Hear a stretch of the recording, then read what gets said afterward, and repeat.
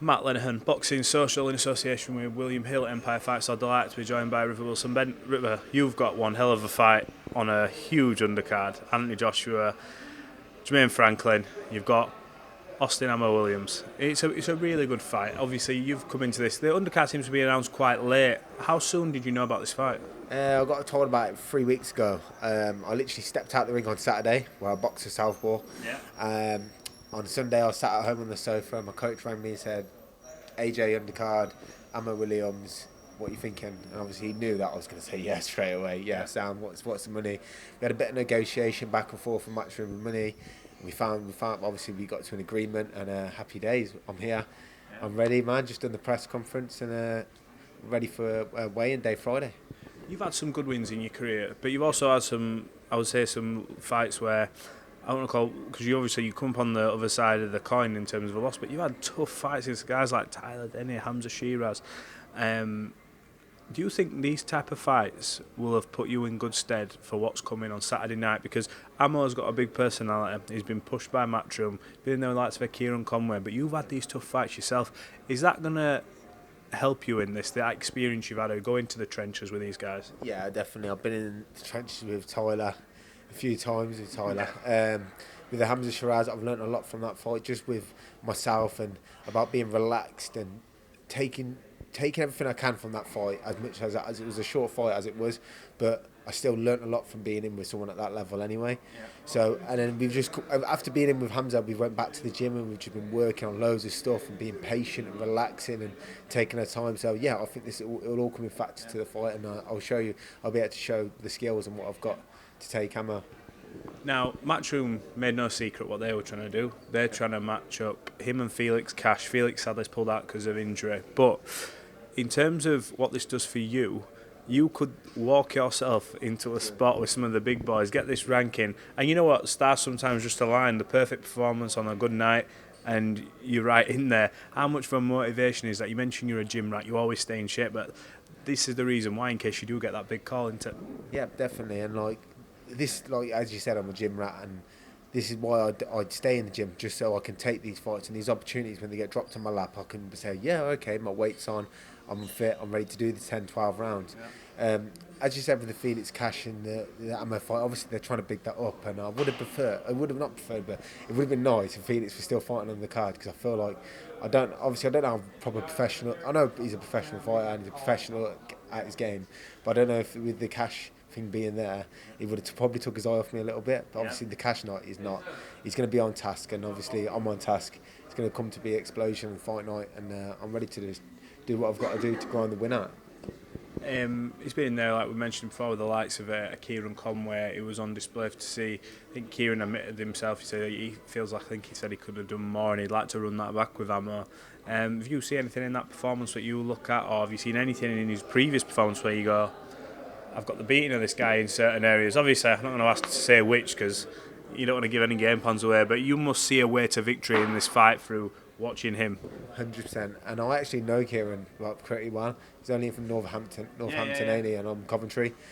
So I've been speaking to Kieran and his dad, and we've had really good chats, and I've said to him, what would you have done differently, and he spoke to me, and so we've worked through things, and we spoke not like work through tactics and stuff but we've had a conversation about stuff.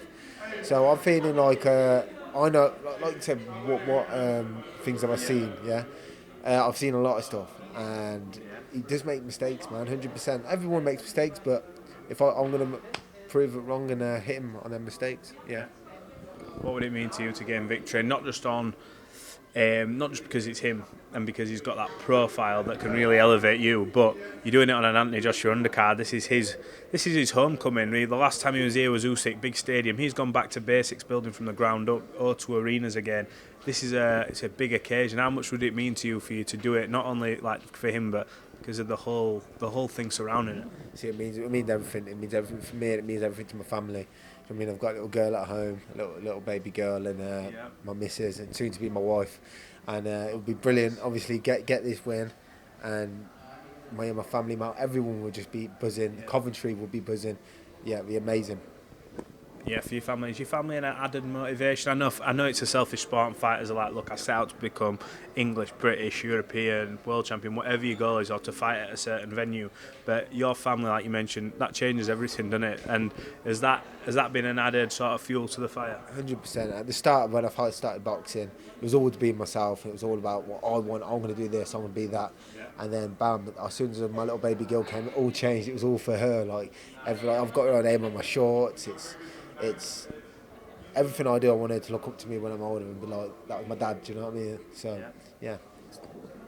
What's your own goal in boxing? I know everyone always goes, "Oh, world title," but do you set them shorter and sort of build them up? Do you go like British, English, whatever? I've always said I want to do the traditional way. I want to do the Midlands, English, British, European, whatever, Commonwealth, world titles.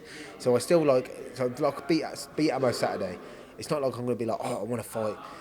I want to go for like Chris Eubank or Liam Smith or someone like that. Yeah. I wouldn't be like that. I want to go back and dust up the British division first. Do you know what I mean? And get the look at British titles. There's like Denzel Bentley. There's loads of names out there in Britain that I'd like to fight first before pushing on to these other names. Do you know what I mean? So it's not like I beat Ammo on the weekend. I'm like, oh, I'm going to beat this world beater now.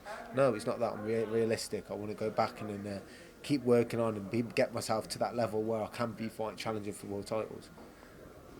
How do you win the fight on Saturday? Let us know. Do you knock him out? Do you take him to points? Deep waters? How do you win?